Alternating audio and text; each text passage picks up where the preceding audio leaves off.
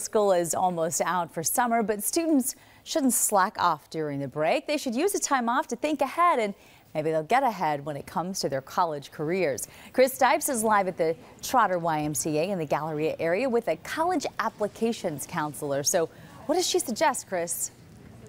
Melissa, good morning to you. That's right. We are live here at the Trotter Family YMCA in the Galleria area. College admissions very, very competitive these days, and it's really changed a lot in recent years. Jessica Givens is a college admissions expert. Jessica, first, what constitutes you as an expert? Tell our viewers what you do. Well, I help students with all aspects of the college admissions process, and I've been doing this for the last 7 years.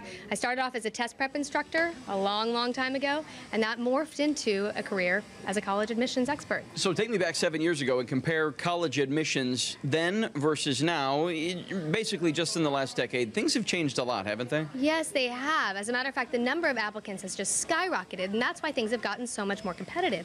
All of a sudden, you have 20,000 applicants for a spot, or for the spots at a competitive college, as opposed to 10,000. So the numbers, the percentages are shrinking for acceptance. So it's obviously key to make yourself stand out. When you talk about teenagers, 15, 16, 17, 18 years old, getting ready to go off to college, when they're weighing working for money, you know, part-time job maybe over the summertime versus an internship to bolster the resume, what advice do you give them when they weigh those options? Because some people need to work for the money, others maybe not, and they want the internship. But what do colleges look at? Well, colleges want to see meaningful experience. And for students who don't need the money, I often recommend that they do internships because they can get experience in a certain field that points towards a major. So for instance, I would have a student who's interested in business get an internship maybe at a financial firm. Or, but if a student needs money, get the job that pays you, whatever it is, and write about how meaningful it's been to learn those lessons that you learn at a job. And it's interesting, you've also worked with a lot of teenagers that, I mean, these are teenagers that have started their own businesses. I mean, that's quite an entrepreneurial spirit, and that's huge for a college to look at that.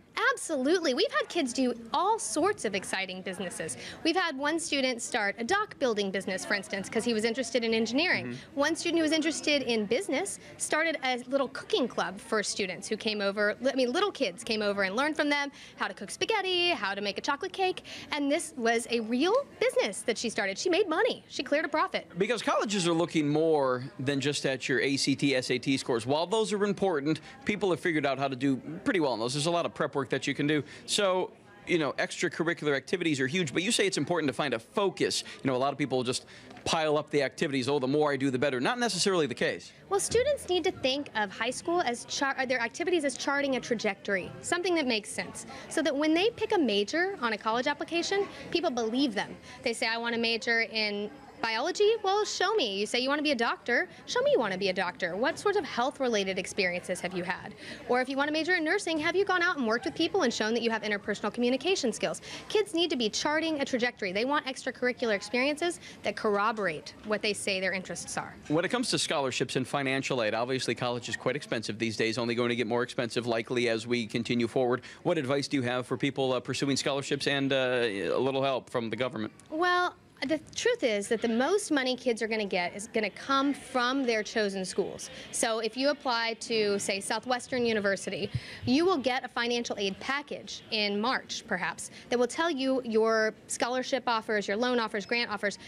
There are many private scholarships out there, but there are so many applicants for those individual scholarships that the chances are slim of you actually getting those scholarships. Not to say that people don't, because they do, but you're more likely to get money from the colleges. So on January 1, the FAFSA comes out, and kids need to fill it out immediately, and they have to do their taxes at the end of the year. So that was 4 minutes of information, and we were just scratching the surface of all the things that you need to know. Tell people where you can go, or where they can go, to get more information on your website. Please come to allinoneacademics.com. Jessica Givens, we appreciate the time. Thanks for stopping by. Thank you.